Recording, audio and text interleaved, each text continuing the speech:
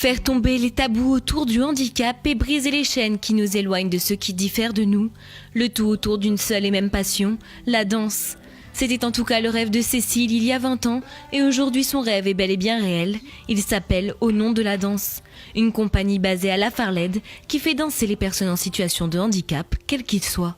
J'étais professeure de danse, danseuse et puis lors d'une rencontre avec des enfants polyhandicapés qui souhaitaient danser, je me suis dit pourquoi pas, allons-y. Et puis voilà, j'ai réadapté tous mes outils d'enseignement, tous mes outils pédagogiques à cet enseignement particulier.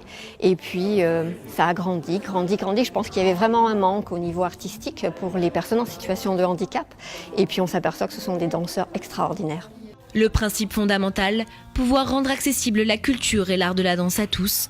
Et pour cela, plusieurs formations peuvent être dispensées, des cours de danse adaptés réservés aux danseurs en situation de handicap et des cours de danse intégrés où danseurs valides et en situation de handicap se rencontrent. Une danse universelle que Manon pratique depuis près de 8 ans. Ça a commencé, ma mère elle travaille avec des enfants polyhandicapés.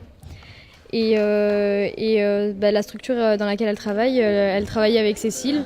Et du coup, maman, elle m'a emmenée voir un spectacle de Cécile en fin d'année. Et j'avais 9 ans, il me semble. Et à la fin du spectacle, je lui ai dit tout de suite que je voulais danser avec Cécile. Donc, depuis que j'ai 9 ans, je danse avec Cécile. Un savoir-faire de la danse qui, selon Cécile, est enfoui en chacun de nous et ne demande qu'à émerger. C'est pourquoi il est important d'être bien accompagné tout au long de sa formation afin de parvenir à un épanouissement total des danseurs. Pour nous, enseignants de la danse, c'est une adaptabilité, je dirais, parce que chaque personne est différente, chaque handicap est différent. Donc il faut vraiment avoir tous les outils pédagogiques nécessaires pour pouvoir aborder la danse en toute sécurité et en tout épanouissement, je dirais. L'objectif ? Permettre de pointer un regard sur la différence et tenter de l'entendre et de la considérer autrement. Mais c'est aussi un moyen unique d'expression pour ces personnes en situation de handicap, pour qui l'expression corporelle peut s'avérer être un véritable échappatoire. Le corps est mis en avant, mais on le voit différemment. Ce corps, on s'en sert comme un outil et un outil artistique.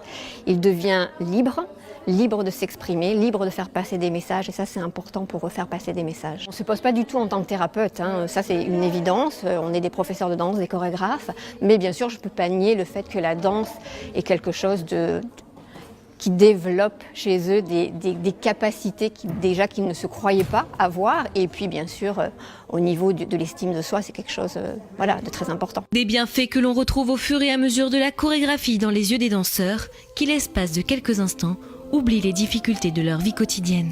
J'aime bien parce que en fait, j'oublie ma vie quotidienne, je la mets à l'extérieur et je pense qu'à danser et je me mets dans une bulle. Un véritable moment de partage et d'échange entre les danseurs qui permet d'appréhender la danse différemment, également pour les personnes valides. Je trouve que c'est une façon différente d'aborder la danse. Et je sais pas comment expliquer, c'est vraiment une aventure extraordinaire. C'est quelque chose de... faut le vivre pour comprendre ce que ça fait d'être au nom de la danse. Beauté, sensibilité, émotion et richesse de la différence qui donne au final un rendu d'une grande qualité artistique. À retrouver le samedi 9 juin au Palais Neptune de Toulon lors des rencontres artistiques organisées par la compagnie varoise.